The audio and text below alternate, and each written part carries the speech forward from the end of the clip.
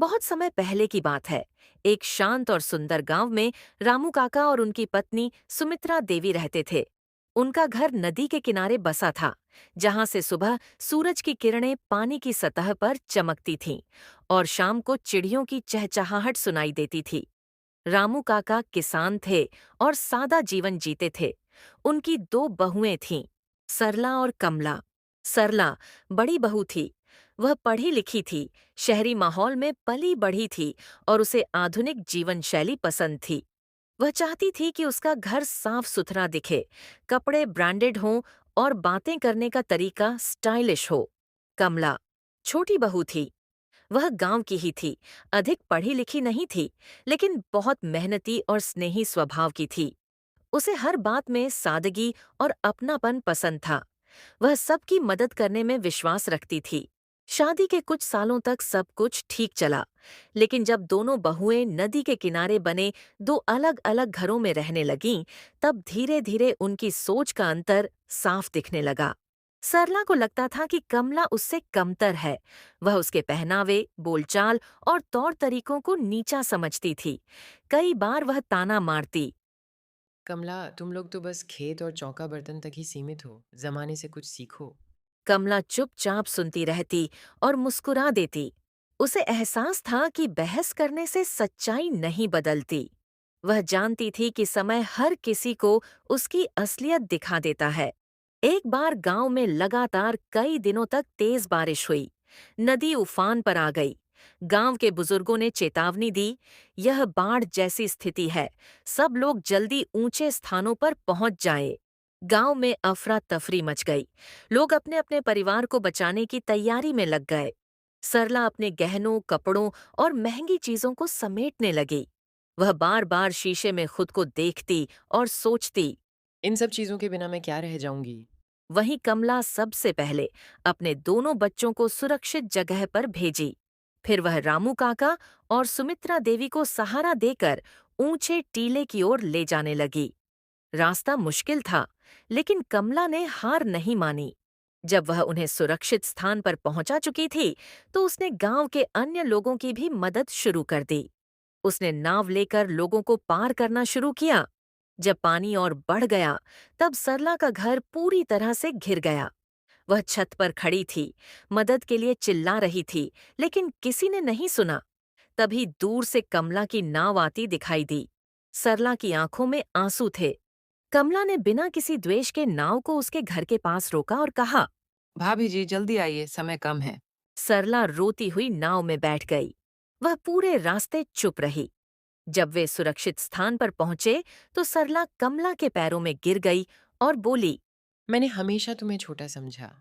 तुम्हारी अच्छाई को कभी समझ नहीं पाई। आज अगर तुम ना होती तो शायद मैं जिंदा नहीं रहती। कमला ने उसे उठाया और गले लगाकर कहा। हम एक ही परिवार के अंग हैं भाभी जी। परिवार में छोटा बड़ा नहीं, एकता मायने रखती है। उस दिन के बाद से सरला पूरी तरह बदल गई। उसने कमला से घर के कामकाज, खेतों की जानकारी और गांव के लोगों से मेलजोल करना सीखा। उसने अपने अंदर के घमंड को छोड़ दिया। रामू काका और सुमित्रा देवी भी बहुत खुश हुए। गांव के लोग कहते। इन दोनों बहुओं की जोड़ी गांव की मिसाल है। एक समझदारी की देवी है और दूसरी सेवा और सहनशीलता की मूर्ति। समय बीत गया। सरला और कमला अब मिलकर खेती करतीं, बच्चों को पढ़ातीं और हर त्योहार मिलकर मनातीं। अब उनके घर नदी के किनारे नहीं, दिलों के किनारे जुड़ चुके थे। ज्ञान और डिग्री से बड़ा होता है व्यवहार और इंसानियत। रिश्तों को अहंकार नहीं, अपनापन जोड़ता है। अगर आप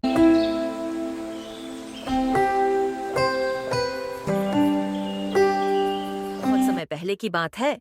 एक छोटे से गांव में एक चतुर और चालाक चोर रहता था, जिसका नाम रामू था। वह इतना चालाक था कि हर बार चोरी करके भी पकड़ा नहीं जाता था।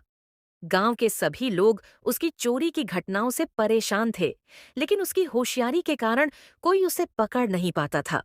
उसने अपनी चालाकी से कई बार राजा, साहूकार और अमीर लोगों के घरों से चोरी की थी, लेकिन कभी कोई उसे रंगे हाथों नहीं पकड़ पाया।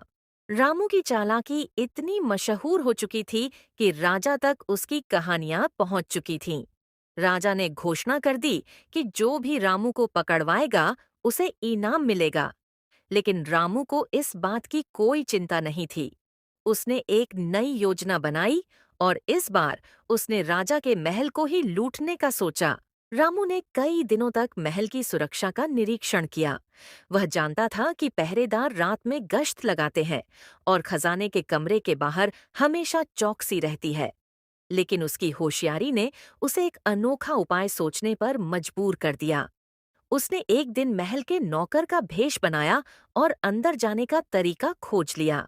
चोरी की रात। एक रात जब पूरा महल गहरी नींद में था, रामू ने अपना असली खेल खेला। वह नौकर के रूप में खजाने के कमरे में घुस गया और धीरे धीरे बहुमूल्य गहने और सोने के सिक्के अपने झोले में भरने लगा। लेकिन तभी अचानक महल में लगा सुरक्षा अलार्म बज उठा। पहरेदार तुरंत सक्रिय हो गए और उन्होंने दरवाजे बंद कर दिए ताकि कोई बाहर न जा सके।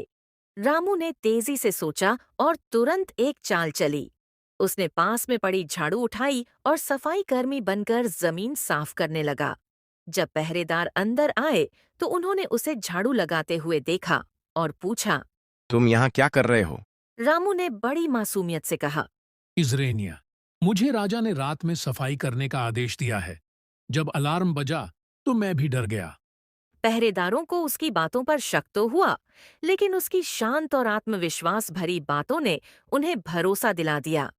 उन्होंने उसे बाहर जाने दिया और इस तरह रामू अपने चोरी किए हुए खजाने के साथ बाहर निकल आया। अगले दिन जब राजा को चोरी का पता चला तो वह बहुत क्रोधित हुआ। उसने अपने मंत्रियों को बुलाया और कहा।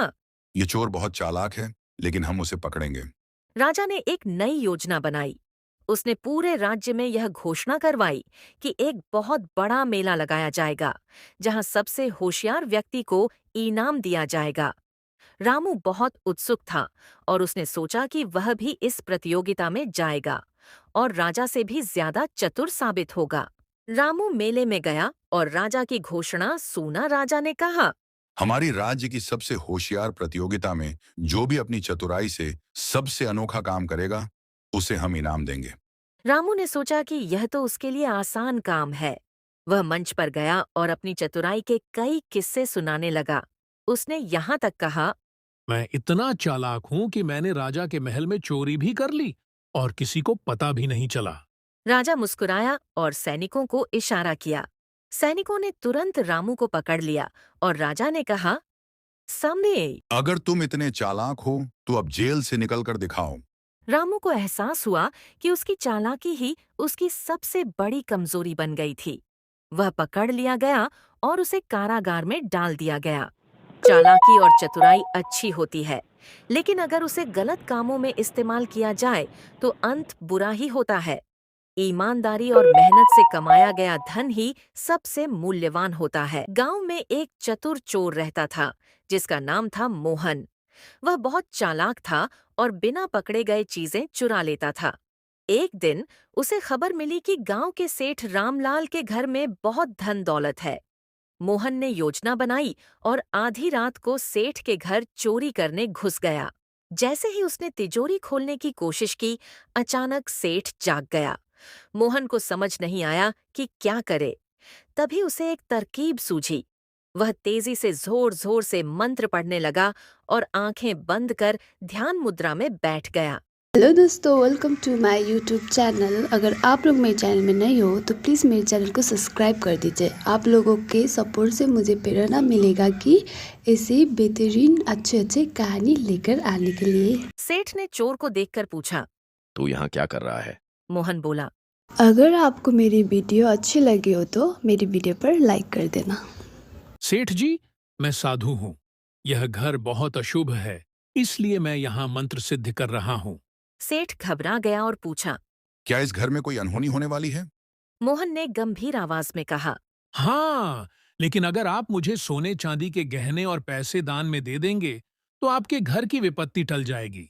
सेठ डर गया और उसने अपनी तिजोरी से गहने और पैसे निकालकर मोहन को दे दिए।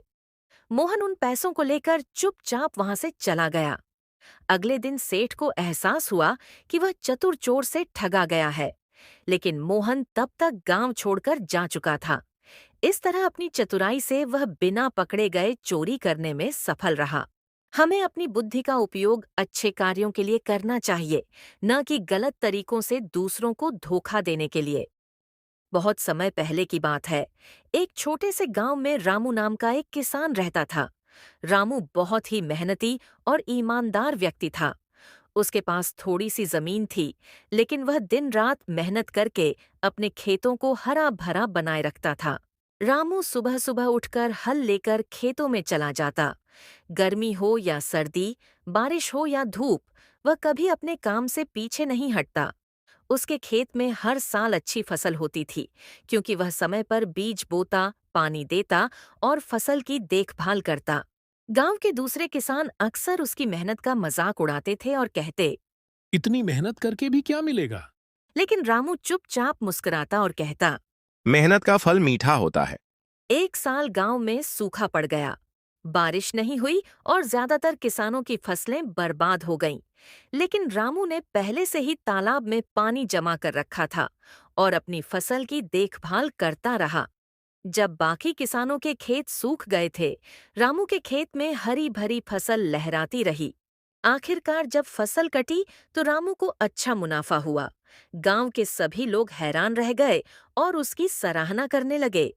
उन्होंने समझा कि मेहनत करने वाला कभी हारता नहीं। मेहनत कभी व्यर्थ नहीं जाती। जो मेहनत करता है, सफलता उसी के कदम चूमती है।